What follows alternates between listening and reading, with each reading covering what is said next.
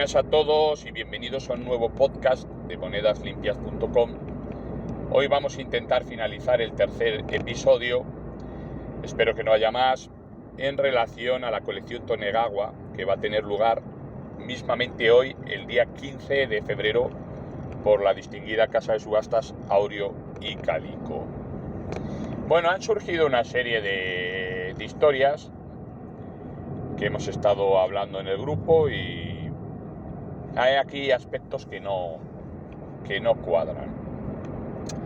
Fijaos, el primero de ellos es el término de bien de interés cultural. La terminología de bien de interés cultural se aplica a ciertos objetos. Estamos hablando de bienes de interés cultural, de objetos muebles, ¿no? Luego están los objetos inmuebles, pero bueno, las monedas son consideradas objetos muebles porque son objetos palpables, son objetos físicos, ¿no? Para que una moneda tenga una consideración de bien cultural, al igual que cualquier otro tipo de objeto con interés histórico importante y demás, hacen falta dos ingredientes principales. Uno, que ese objeto alcance esa consideración, y para que alcance esa consideración tiene que haber una serie de personas que argumenten el por qué esas piezas son interesantes para ser consideradas BIC, cosa que no se ha explicado todavía. O sea, eso debería estar explicado, deberían haberlo, porque sí, es muy fácil decir, no, es que esta colección es la más importante a nivel de moneda andalusí, que se conserva, bla, bla. Sí, pero ¿por qué es importante? Porque forma un conjunto. Hay muchísimas piezas de la colección, que yo he visto la colección, que aparecen en muchas más colecciones. Y no por eso deben de ser consideradas BIC, porque no son rarezas como, por ejemplo, vuelvo a decir, un 20 excelente de los Reyes Católicos, o 10 doblas de Pedro I, o un doble ducado de los Reyes Católicos. Bueno, la historia es la siguiente.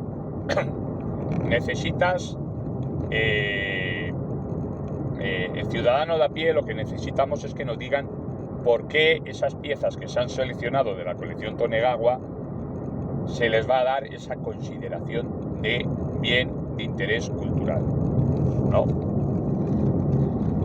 Por otro lado, esto lleva un plazo, es decir, independientemente de qué comunidad autónoma lo lleve o el Estado y demás, está claramente reflejado que esto lleva un plazo de conformación de 1 año para los bienes materiales. Entonces, yo no entiendo cómo estas piezas que han sido consideradas bien de interés cultural han podido lograr esta denominación en 2 o 3 días. No lo entiendo. O una de dos, o nos están mintiendo o están iniciando un trámite, por lo cual hasta que no pase 1 año no pueden ser consideradas bien de interés cultural. No sé si me entendéis. Es decir, no es lógico. Esto lleva un papeleo burocrático importante. O sea, yo ya lo sabía, desconocía los plazos, pero lo normal es que si tú quieres considerar una pieza como bien de interés cultural, tengas que pasar unos trámites determinados, porque no todos los objetos pueden conseguir esa denominación, ¿no? Por lo tanto, ahí se juntan dos aspectos.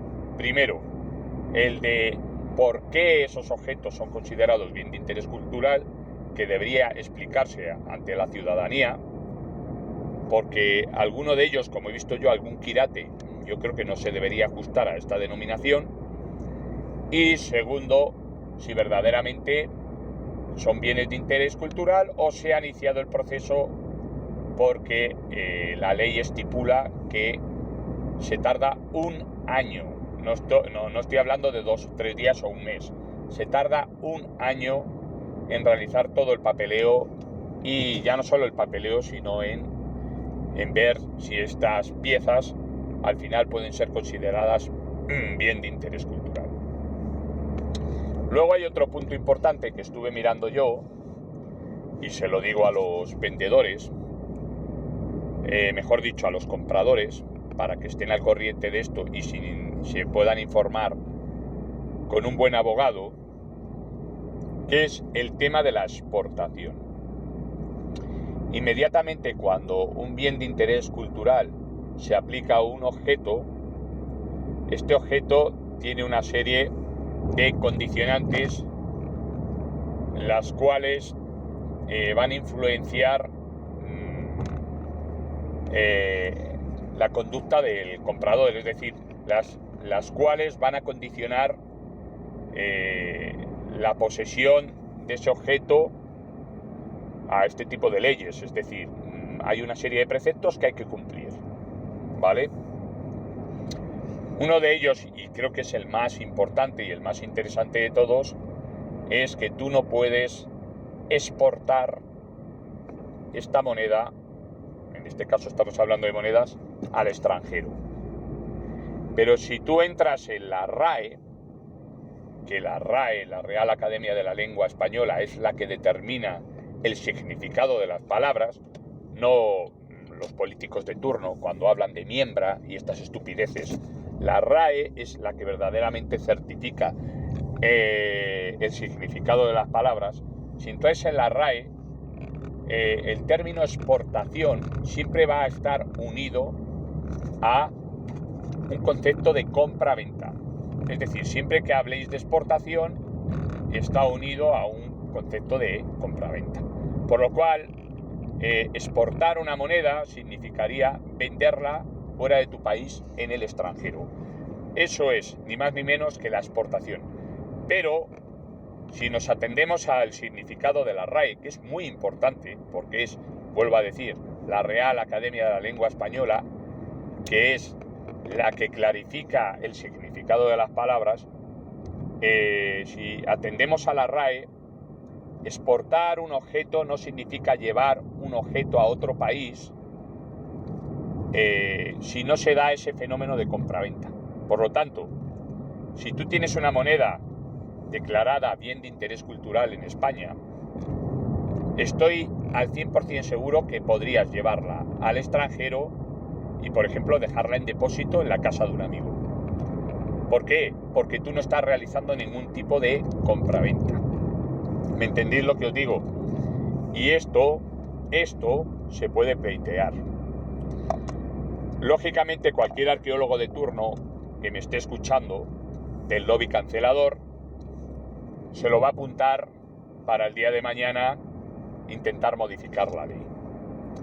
Pero hasta que eso pase, vosotros, pienso que con la ayuda de un buen abogado podríais pleitear la medida de vuestras posibilidades este tipo de asunto, ¿no? Si, por ejemplo, tenéis algún cuadro o alguna historia que nos dejan sacar del país, con aludir que la exportación, en el término exportación, se introduce la palabra compraventa o venta de producto y que tú no vas a vender el producto, por lo tanto no es una exportación.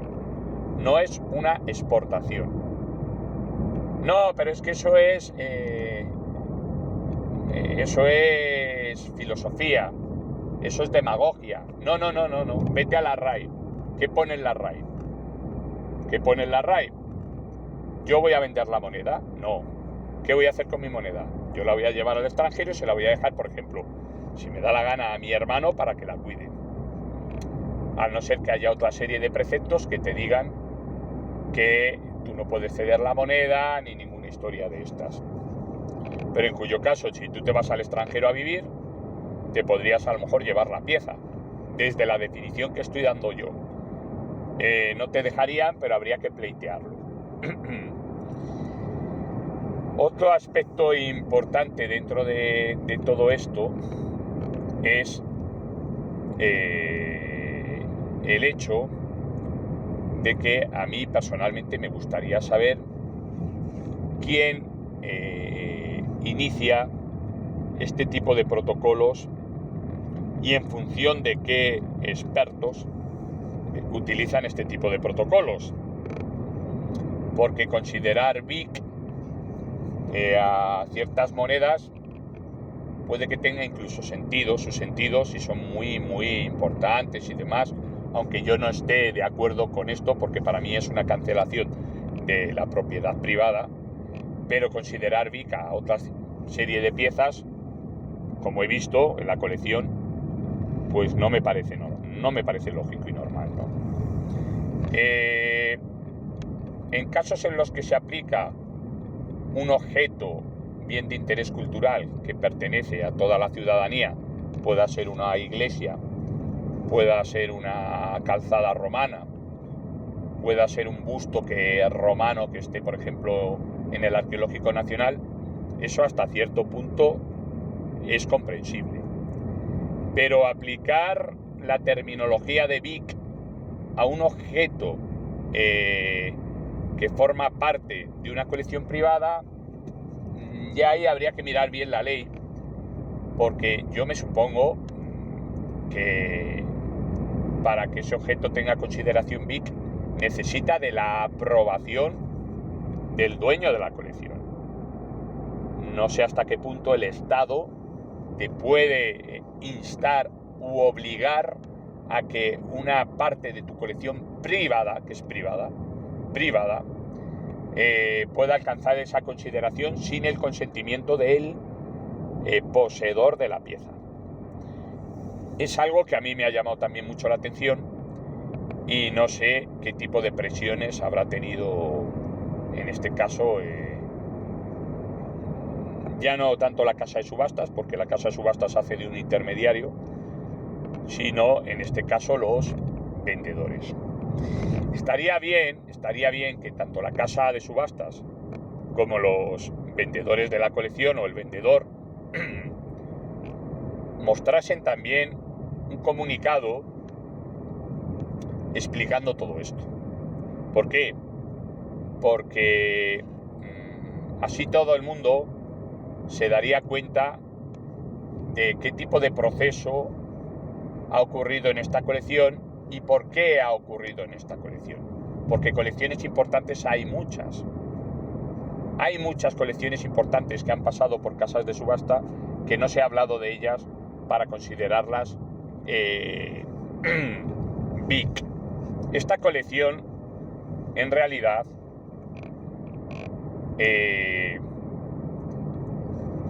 ha sido comentada por varios políticos de turno, entre ellos una podemita, porque alguien les habrá dicho al oído que era una colección de vital importancia dentro del mundo de la moneda andalusí. Entonces, cuando tú una colección la disgregas, deja de tener importancia. Es así, es simple. Por lo tanto, es una estupidez supina considerar solo a 5, 10, 20, 30 monedas de la colección bien de interés cultural. ¿Por qué? Porque tales monedas, exceptuando alguna de ellas que sí que son muy, muy importantes y que no se ven en ningún otro tipo de colección y pueden ser casi únicas, exceptuando alguna de esas 20 monedas o 30, las que sean, la mayoría aparecen en otras colecciones. Lo que pasa es que al aparecer disgregadas y al no tener un volumen tan bien nutrido, tan bien definido como tiene esta colección, esas colecciones como tal no tienen a lo mejor un alcance tan plausible, o sea, no tienen un alcance tan de consideración de bien de interés cultural, ¿no?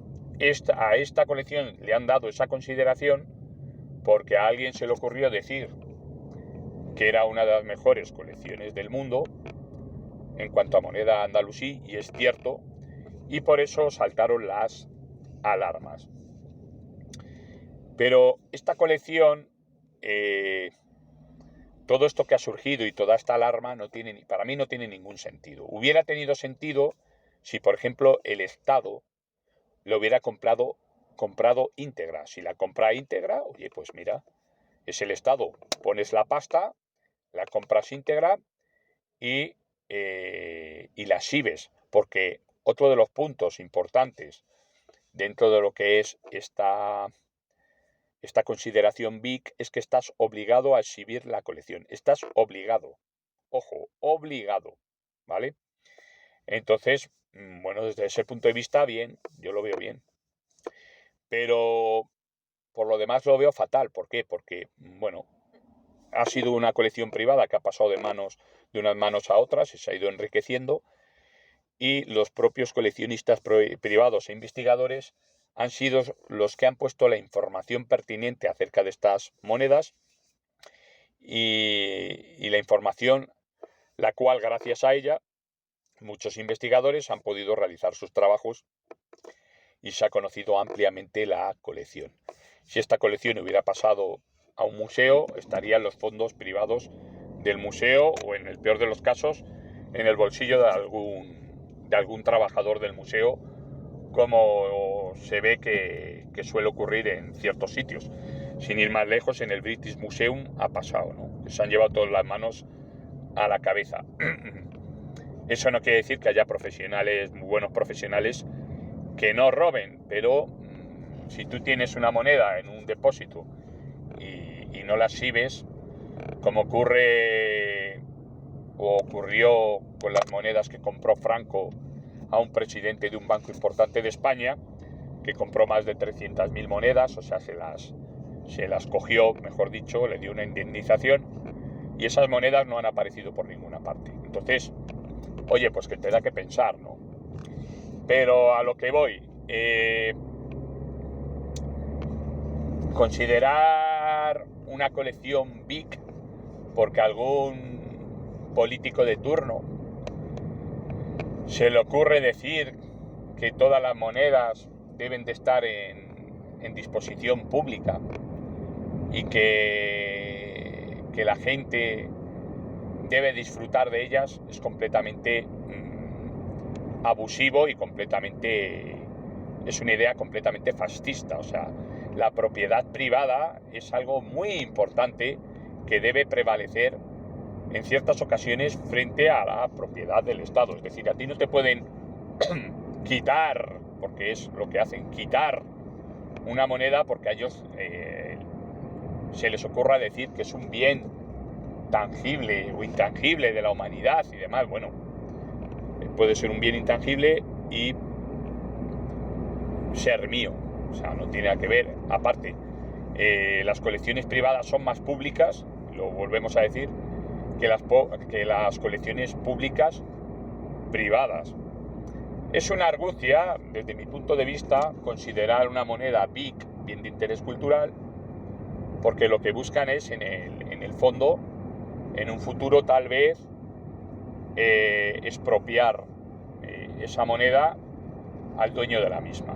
¿Por qué? Porque hay un apartado, os hice ayer un short, y hay un apartado muy interesante dentro de la consideración de bien de interés cultural que clarifica que si el Estado lo ve necesario, te puede expropiar ese bien de interés cultural, no sé si, bueno, dándote un pequeño seguramente estipendio para que no, pues eso, para que no destroces un edificio, ¿no?, cuando salgas y te hayan robado la moneda. Así que, como no te pueden robar directamente porque la Constitución no lo permite, la forma de ir medrando derechos al ciudadano es, pues, con este tipo de argucias. La hago BIC, está obligado a enseñarla, esto y lo otro, le voy comiendo la cabeza y hasta al final le presiono tanto que o bien no me da la pieza o bien se la expropio, porque la ley en ciertos casos puede actuar de esta manera si el objeto es BIC. Así que, bueno, este es el tercer vídeo. A mí me parece un atentado contra la propiedad privada, así lo digo. Esperemos que no se vuelva a repetir. Esperemos que nos informen si verdaderamente tienen ya la consideración de BIC, porque es algo que yo personalmente no me creo, porque tienes que pasar un trámite de un año. Si verdaderamente esto no ha sido así y son Vic, habría que pedirle cuentas a la comunidad autónoma que ha hecho esto, porque se han saltado las leyes. Si no se han saltado las leyes, es que tienen un trato de favor por ser políticos, cosa que no entiendo, porque aquí somos todos iguales ante la ley. Es decir, si yo quiero considerar una pieza Vic, tengo que pasar por un periodo de un año. No entiendo por qué ellos no. Ellos no son más que nadie, menos los políticos son más que nadie. Los políticos tienen que estar al servicio de la ciudadanía. Por lo tanto, muchísimo peor si esa consideración es cierta y ya son consideradas Vic. Si no es cierta, bueno, pues habría también que tomar algún tipo de represalia contra esta gente, porque están mintiendo. Si te están poniendo que es una moneda Vic, aquí hay alguien que miente. Entonces, ojo, ojo con todo esto, ojo con todo esto. Lo que tenemos que hacer es movernos, hablar más de esto y enterarnos bien de lo que ha pasado. Porque de nada sirve decir, bueno, esto ya lo han hecho, bueno, pues ahí queda. No. Esto no se puede volver a repetir, no se debería hacer. Estáis prohibiéndole la posibilidad a un coleccionista importante que proceda de fuera de España a comprar una pieza. Este tipo de leyes están claramente marcadas por un sesgo, desde mi punto de vista, xenófobo y fascista, desde mi punto de vista, porque para mí el coleccionismo debe ser patrimonio internacional, no patrimonio nacional. Yo lo del tema de los nacionalismos no lo entiendo, nunca lo he entendido, ¿no? Más cuando tendemos a una globalización, ¿no? En todos los sentidos. Pero bueno, este tipo de intermediaciones del Estado está claro desde mi punto de vista que es un fiel reflejo más de una sociedad en decadencia, como es la sociedad europea, en este caso la sociedad española, en la que el ciudadano parece ser que es una simple cucaracha que el Estado puede pisar cuando le venga en gana y quitarle derechos como el derecho a la libertad o el derecho de la propiedad privada. Pero es mi punto de vista. O sea, para mí considerar una moneda Vic, bien de interés cultural, una moneda que puede estar en la colección de alguien insigne y que esta persona insigne puede sacar muchísimo más conocimiento de lo que va a sacar un museo y puede enseñar la moneda muchísimo más de lo que le va a enseñar un museo. Para mí el pueblo gana más, el interés cultural se acrecienta más si este bien cae en manos de alguien a título privado que sabe enseñar la pieza, que sabe hacer estudios y que por otro lado la va a conservar muchísimo mejor que en un museo donde te pueden entrar y te pueden robar y llevarse todas las piezas de la colección. Y no mucho más. Espero que me dejéis en comentarios. Besos y abrazos.